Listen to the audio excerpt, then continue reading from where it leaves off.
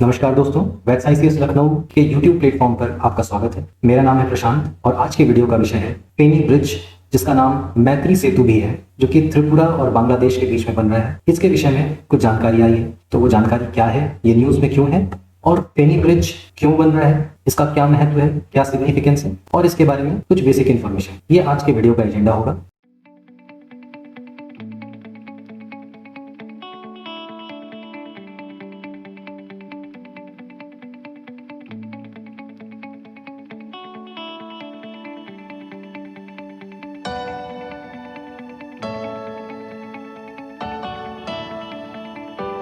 तो देखिए क्यों न्यूज में है ये, क्योंकि union minister mister Nitin Gadkari ji ने अभी कहा कि ये जो ब्रिज बन रहा है फेनी ब्रिज जिसका नाम है, ये दिसंबर तक बन के तैयार हो जाएगा। 2015 में प्रधानमंत्री नरेंद्र मोदी जी और बांग्लादेश के प्रधानमंत्री शेख हसीना जी ने एक साथ मिलकर इस ब्रिज का शिलान्यास किया था और अब ये ब्रिज ऐसी खबर आ रही है कि इसी साल दिसंबर तक बन के तैयार हो जाएगा। फेनी ब्रिज से पहले हम लोगों को देखना होगा कि फेनी रिवर कहाँ है। तो फेनी रिवर एक बहुत ही इंपॉर्टेंट रिवर है जो कि सदर्न त्रिपुरा डिस्ट्रिक्ट से निकलती है और south east region of Bangladesh में जाती है और उसके बाद इंडिविजुअली वो बे ऑफ बंगाल में गिर जाती है। ये कुछ हद तक इंडिया और बांग्लादेश के बीच में बाउंड्री भी बनाती है कुछ किलोमीटर तक। इसके अलावा यहाँ पे हम लोग जब फेनी रिवर देख रहे हैं तो उसकी एक सहायक नदी जो कि मुहुरी रिवर है, जिसको लिटिल फेनी भी बोलते हैं।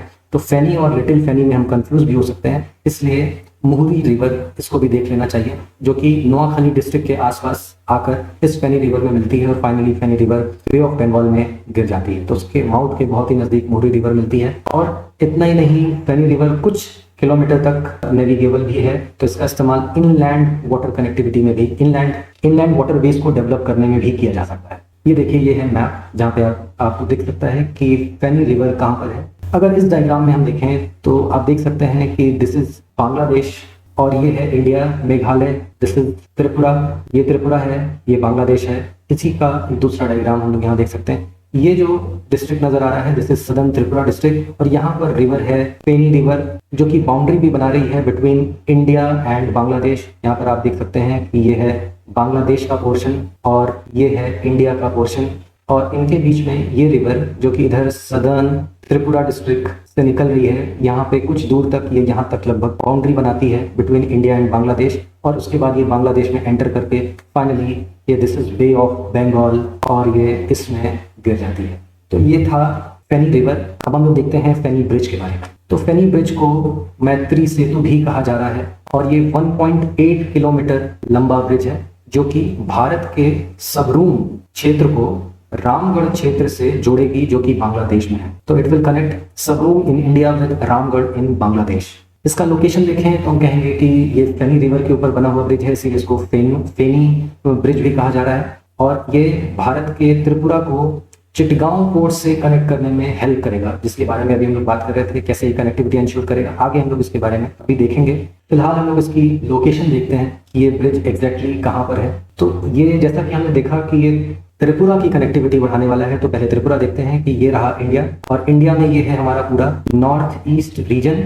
इस नॉर्थ ईस्ट रीजन का अगर अलग से एक बड़ा मैप देखें तो आप देखेंगे कि दिस इज त्रिपुरा, ये त्रिपुरा है। यहाँ पर इस जगह पे भी देखें तो दिस इज त्रिपुरा और त्रिपुरा के अंदर चलते हैं, ये रहा त्रिपुरा। त्रिपुरा में भी बहुत सारे डिस्ट्रिक्ट्स हैं, उसमें से एक डिस्ट्रिक्ट है ये रहा south Tripura district, south Tripura district. आप देखेंगे कि ये जो पूरा का पूरा त्रिपुरा है ये 3 साइड से बांग्लादेश से घिरा हुआ है, 3 तरफ से इसके बांग्लादेश है और इसके ऊपर यहाँ पे आसाम और यहाँ पे मिजोरम है। यहाँ पे नीचे इसकी डिस्ट्रिक्ट पड़ती है which is south Tripura district. इसी साउथ त्रिपुरा डिस्ट्रिक्ट में ये टाउन है जिसका नाम है सबरूम, ये सबरूम टाउन है। इसी सबरूम टाउन की रामगढ़ टाउन से कनेक्टिविटी के लिए ये ब्रिज है। यहाँ पे हम देखेंगे, ये देखिए, ये रहा त्रिपुरा और इसमें ये साउथ त्रिपुरा डिस्ट्रिक्ट और ये रही Feni river, this is Feni river. इस फेनी रिवर में यहाँ पे है सबरूम, इस जगह पे ये रहा सबरूम और यहाँ पे है बांग्लादेश में रामगढ़। इन दोनों की कनेक्टिविटी बढ़ाएगा। इसका गूगल मैप अगर देखें तो आप देखेंगे this is Ramgarh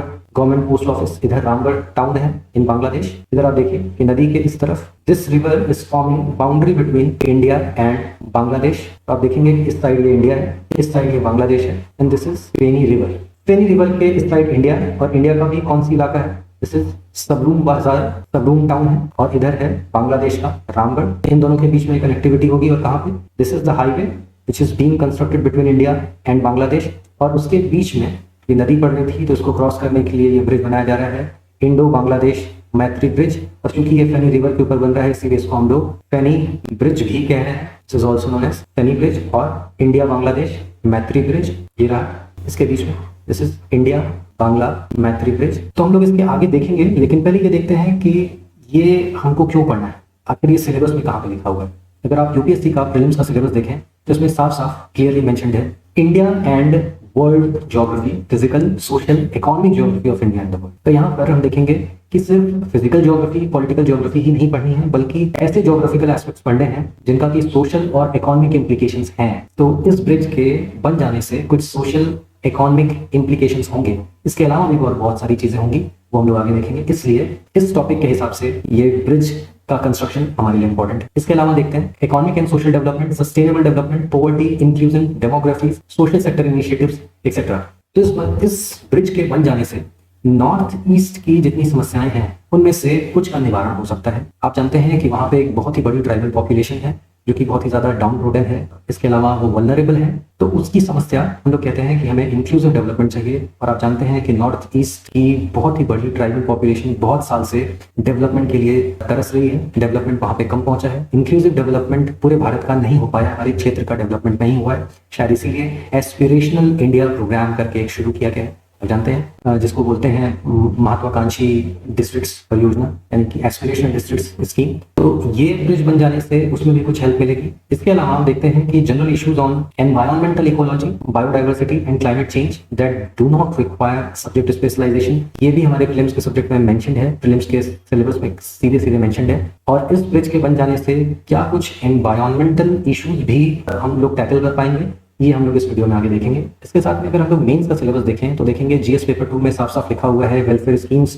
for vulnerable sections of the population by centre and states and the performance of these schemes, mechanism, laws, institutions and bodies constituted for protection and betterment of these vulnerable sections. यहाँ पे हम लोग एक vulnerable section की बात कर रहे हैं which is tribal population, the vast tribal population of north eastern India. इनके लिए देखिए यहाँ पे बात की गई है कि क्या कोई मैकेनिज्म शुरू किया गया है, क्या कोई स्कीम है या फिर कोई परियोजना है, कोई प्रोजेक्ट है। तो हाँ, यहाँ पे एक प्रोजेक्ट है जिसके बारे में हम लोग बात करेंगे। इसके अलावा बात कर रहे हैं कि यहाँ पे India and it's neighbourhood relationship. तो आप देखिए कि नॉर्थ ईस्ट एक ट्रांजिट जोन पड़ता है अगर हम लोग साउथ ईस्ट एशियन नेशन के साथ में कनेक्टिविटी बढ़ाने की कोशिश करें, जैसे कि हमारी पॉलिसी है एक्ट ईस्ट, पहले थी लुक ईस्ट, अब हो गई एक्ट ईस्ट। इसके अलावा हम बात करते हैं नेबरहुड फर्स्ट पॉलिसी की, तो म्यांमार हमारा नेबरहुड है, और साउथ ईस्ट एशियन बाकी जो नेशंस हैं यानी कि आसियान नेशंस, उनको हम लोग एक्सटेंडेड नेबरहुड की कैटेगरी में रखते हैं। तो उनके साथ में अगर हमको अपना रिलेशनशिप बढ़ाना है, कनेक्टिविटी बेटर करनी है, तो उसमें भी हमको north east region of India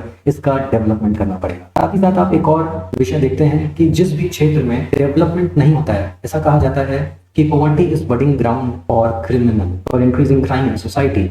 तो अगर किसी जगह पे डेवलपमेंट नहीं पहुंचा है, पॉवर्टी है, वल्नरेबल सेक्शन है, तो वहां पे वल्नरेबिलिटी बढ़ जाती है और ग्रोइंग इनसिक्योरिटी इन सोसाइटी, जिसकी वजह से फिर आगे चल के बहुत सारे वेरियस सिक्योरिटी कंसर्न्स खड़े होते हैं। शायद इसीलिए यूपीएससी ने जीएस पेपर 3 मेंस में एक टॉपिक मेंशन किया हुआ है जिसका नाम है linkages between development and spread of extremism. क्यों? क्योंकि डेवलपमेंट और स्प्रेड ऑफ एक्सट्रीमिज्म में एक रिलेशनशिप है। अगर डेवलपमेंट कम होगा तो एक्सट्रीमिज्म की संभावना बढ़ेगी, और अगर डेवलपमेंट ज्यादा होगा तो एक्सट्रीमिज्म को कर्व करने में हेल्प मिलती है। तो नॉर्थ ईस्ट रीजन में आप जानते हैं कि एक सिक्योरिटी कंसर्न है भारत का, which is insurgency in north eastern region. अगर डेवलपमेंट नॉर्थ ईस्ट रीजन में बढ़ती है तो नॉर्थ ईस्ट रीजन की इंसर्जेंसी को खत्म करने में बहुत ही महत्वपूर्ण भूमिका अदा करेगा ये प्रोजेक्ट। इसके अलावा देखते हैं security challenges and their management in border areas, linkages of organised crime with terrorism. आपको ये बात भी पता होगी कि north east region of India ये नारकोटिक्स ट्रेड का ट्रांजिट जोन भी है, जो एक गोल्डन ट्रायंगल बनता है for narcotics trade in the ASEAN region, यानी कि कंबोडिया, लाओस, थाईलैंड, और उनसे जो ट्रेड होता है with central Asian nation, Afghanistan और यूरोप, उसके रास्ते में पड़ता है इंडिया का नॉर्थ ईस्ट रीजन। और यहाँ की लोकल पॉपुलेशन उसमें बहुत ज़्यादा इन्वॉल्व हो चुकी है, जो कि भारत के लिए एक बहुत ही बड़ा सरदर्द है। बॉर्डर मैनेजमेंट करना यहाँ पे हमारे लिए चैलेंजिंग होता है। अगर ये ब्रिज बनता है और इससे आने वाले समय में कोई डेवलपमेंट होती है इस रीजन में, तो ये इस कंसर्न को भी दूर करने में हेल्प करेगा। तो इसकी टाइमलाइन देखते हैं कि ये ब्रिज कब से बनना शुरू हुआ।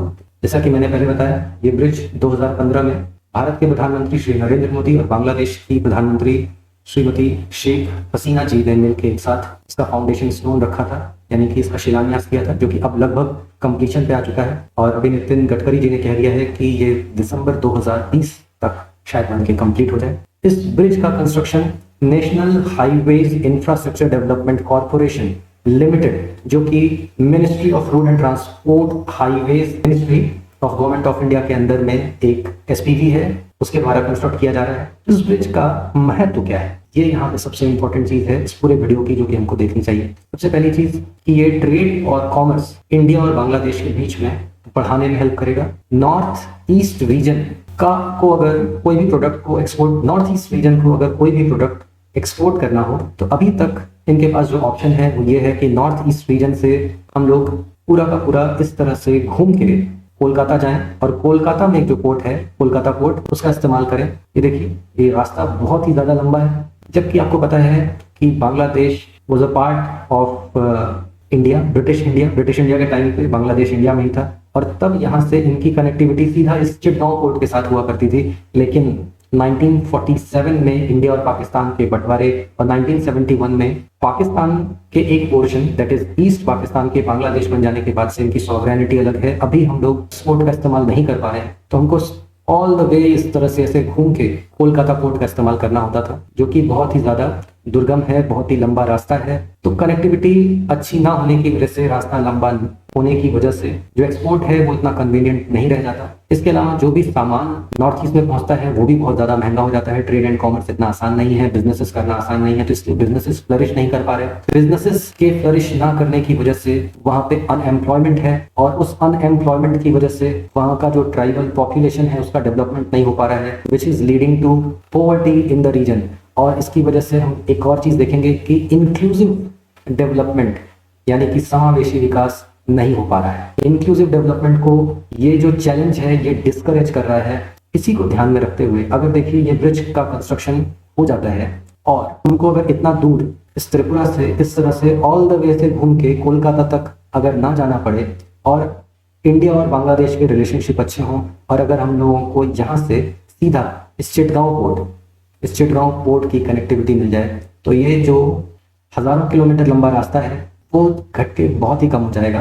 बहुत ही आसान हमारी कनेक्टिविटी हो जाएगी, एक्सपोर्ट करना आसान हो जाएगा। एक्सपोर्ट करना आसान होगा तो आप जानते हैं कि इस नॉर्थ ईस्ट रीजन में बहुत ही अपार संभावनाएं हैं। बहुत सारी तरह की छोटी छोटी इंडस्ट्रीज, फॉरेस्ट बेस्ड इंडस्ट्रीज लगाई जा सकती हैं, और वहाँ से जो डेराइव प्रोडक्ट्स हैं उनकी प्रोसेसिंग करके अगर आसाम के क्षेत्र में अगर इंडस्ट्रियल डेवलपमेंट किया जाए और इंडस्ट्रीज बढ़ाई जाए, तो उनका इस रास्ते और चिटगांव पोर्ट का इस्तेमाल करके आसानी से एक्सपोर्ट किया जा सकता है। एक्सपोर्ट होना शुरू होगा एक बार को, तो यहाँ पे इंडस्ट्रियल डेवलपमेंट होगा। इंडस्ट्रियल डेवलपमेंट होगा तो एम्प्लॉयमेंट अपॉर्चुनिटीज बढ़ेंगी, इंक्लूसिव डेवलपमेंट होगा और पॉवर्टी रिड्यूस करने में हेल्प होगी। तो एक तो सबसे पहली चीज जो इसका पहला सिग्निफिकेंस है वो यही हो गया कि यहाँ नॉर्थ ईस्ट रीजन में ट्रेड एंड कॉमर्स इसको बढ़ावा मिलेगा। इसके अलावा सीधे सीधे road connectivity between south Tripura और चिटगांव पोर्ट बढ़ेगी। इंडिया और बांग्लादेश के बीच में जो रिलेशनशिप है, जो पीपल टू पीपल कॉन्टैक्ट है, जो पीपल टू पीपल टाइज हैं, वो बढ़ेंगी। इससे हमारा इंटरनेशनल रिलेशंस विद और neighbouring nation that is Bangladesh वो भी इम्प्रूव होगा। हमारी नेबरहुड फर्स्ट पॉलिसी इसको भी आगे बढ़ाने में हेल्प मिलेगी। इसके अलावा हम देखेंगे कि जो भी हैवी मशीन्स हैं, जो गुड्स हैं फ्रॉम नॉर्थ ईस्ट और फ्रॉम बांग्लादेश, इसको एक दूसरी जगह पे ले जाने में ज़्यादा हेल्प मिलेगी थ्रू चिटगांव पोर्ट। क्योंकि अभी आप जानते हैं कि अगर नॉर्थ ईस्ट रीजन से किसी बहुत ही भारी मशीनरी को कहीं लेके जाना हो और अगर सड़क के रास्ते लेके जाना हो तो वो कितना ज़्यादा मुश्किल होगा। क्योंकि आप ये भी जानते हैं कि इधर का जो इलाका है वो पूरा का पूरा प्लेन नहीं है। हालांकि त्रिपुरा तो थोड़ा बहुत प्लेन है, पर यहाँ पे आसाम, मेघालय, इन रीजन से होके जाने में बीच में बहुत ही ज़्यादा हिली टेरेन्स का सामना करना पड़ता है। तो ये रास्ता इतना ज़्यादा दुर्गम हो जाएगा कि हैवी मशीनरी और हैवी गुड्स को रोड के रास्ते लेके जाना, ट्रांसपोर्ट करना बहुत ही मुश्किल होगा। इसलिए हमको पोर्ट की कनेक्टिविटी इनके लिए इंश्योर करनी ही चाहिए। जिसके लिए ये एक रास्ता निकल सकता है कि यहाँ के नॉर्थ ईस्ट के लोग बांग्लादेश का चिटगांव पोर्ट इस्तेमाल करें, लेकिन चिटगांव पोर्ट तक पहुंचने के लिए हमको हाईवे कंस्ट्रक्शन करना पड़ेगा और नदी पार करनी पड़ेगी। उस नदी को पार करने के लिए है ये ब्रिज। इसके अलावा और इसके सिग्निफिकेंस को अगर देखा जाए तो बहुत ही इम्पोर्टेंट और वो क्या है, आप ये भी जानते होंगे जैसा कि हम लोगों ने पहले देखा कि जिस भी जगह पे डेवलपमेंट नहीं होती है, जहाँ पे भी पॉवर्टी होती है, वहाँ पे सिक्योरिटी चैलेंजेस अपने आप में बढ़ जाते हैं। भारत के बहुत सारे दुश्मन देश हैं, वो इस सिचुएशन का इस्तेमाल करके यहाँ के युवाओं को भड़काना भी शुरू कर सकते हैं। अगर किसी ने उनको भड़का के उनकी गरीबी का फ़ायदा उठाया और कुछ पैसे देके उनको कुछ हथियार देके भारत के खिलाफ खड़ा कर दिया, तो ये हमारे लिए एक बहुत ही बड़ा सिक्योरिटी कंसर्न होगा, जो कि भारत के अंदर ही, कुछ लोग बोलते हैं कि भारत को टू फ्रंट वॉर का सामना करना होगा, लेकिन ये 2.5 फ्रंट हो सकता है अगर भारत की बहुत सारी आबादी जो कि डेवलपमेंट से अछूती है, अगर उनके हाथ में कुछ पैसे और हथियार पकड़ा दिए गए और भारत के खिलाफ लड़ाई लड़ने के लिए उनको मजबूर कर दिया गया, तो ये भारत की ओवरऑल सॉवरेनिटी और सिक्योरिटी और पीस के लिए एक खतरा साबित हो सकता है। तो इस चैलेंज को भी दूर करने में हेल्प मिलेगी आगे चल के। अल्टीमेटली किसी भी सिविलाइज्ड नेशन, किसी भी सिविलाइज्ड सोसाइटी का अल्टीमेट पर्पस होता है to create a just society. Just society यानी कि where there is justice for all. अगर सबके लिए जस्टिस चाहिए तो हमको इंक्लूसिव डेवलपमेंट करना होगा। इंक्लूसिव डेवलपमेंट जो कि अभी तक नॉर्थ ईस्ट रीजन के जो लोग हैं वो अभी तक अछूते हैं। वहाँ की एक बहुत ही बड़ी वास्ट ट्राइबल पॉपुलेशन है जो कि अभी तक ऐसे देखा जाए तो सोशली, पॉलिटिकली और इकोनॉमिकली एक्सक्लूडेड है। उनको मेन स्ट्रीमिंग करने में हमको हेल्प मिलेगी, उनके मेन स्ट्रीमिंग में बहुत ज़्यादा मदद मिलने वाली है जो वहाँ की डाउन रोडन और वल्नरेबल पॉपुलेशन है। इसके बाद देखा जाए कि अगर ऐसे ही कुछ प्रोजेक्ट्स हों, जैसे कि ये एक प्रोजेक्ट हो गया फेनी ब्रिज, और अगर Kaladan multi modal project, south east Asian highway, ऐसे कुछ और प्रोजेक्ट्स को अगर आगे बढ़ाया गया तो नॉर्थ ईस्ट रीजन इंडिया का भारत और साउथ ईस्ट एशियन रीजन के साथ में जो हमारी कनेक्टिविटी आगे चल के होने वाली है, जिसका हम चाह रहे हैं कि हमारी जो एक्ट ईस्ट पॉलिसी है उसमें इंडिया और आसियान नेशंस यानी कि साउथ ईस्ट एशियन नेशंस के साथ में हमारी कनेक्टिविटी बढ़े। नेबरहुड फर्स्ट पॉलिसी के तहत म्यांमार तो आएगा, लेकिन इसके साथ में हम एक्सटेंडेड नेबरहुड का भी एक कॉन्सेप्ट लेके चल रहे हैं, जिसके तहत जैसे कि मालदीव्स, सेशल्स और साउथ ईस्ट एशियन नेशंस भी आ जाते हैं हमारे एक्सटेंडेड नेबरहुड के क्राइटेरिया के अंतर्गत। तो हमको उनके साथ में भी अपने रिलेशन अच्छे करने हैं। उसके लिए हम देखेंगे कि नॉर्थ ईस्ट रीजन एक ट्रांजिट जोन का काम कर सकता है। अगर नॉर्थ ईस्ट रीजन डेवलप्ड होगा बहुत अच्छे से तो इंडिया की connectivity south east Asian Nations के साथ में अच्छी की जाने में बहुत ज़्यादा हेल्प मिलने वाली है। तो ये हो गया अभी तक इस प्रोजेक्ट का एक कंप्लीट एनालिसिस, यानी कि फेनी ब्रिज के बारे में। इससे जुड़े हुए जो और प्रोजेक्ट्स हैं जिनके बारे में हम लोगों ने बात की, यानी कि नॉर्थ ईस्ट रीजन के डेवलपमेंट से रिलेटेड जितने भी और प्रोजेक्ट्स हैं, जैसे कि Kaladan multi modal project, south east Asian highway, अगर इनके बारे में भी आप चाहते हैं कि मैं कोई वीडियो बनाऊं और नॉर्थ ईस्ट रीजन के बारे में और जो कुछ भी इंफॉर्मेशन हो सकती है वो आपको बताऊं, तो कमेंट सेक्शन में कमेंट करके हमें बताइए कि इस वीडियो की आपको आवश्यकता है, तो हम उसके बारे में भी एक वीडियो बनाएंगे। ये वीडियो देखने के लिए आपका बहुत बहुत धन्यवाद। देखते रहिए वैस आईसीएस लखनऊ का YouTube channel. Thank you very much.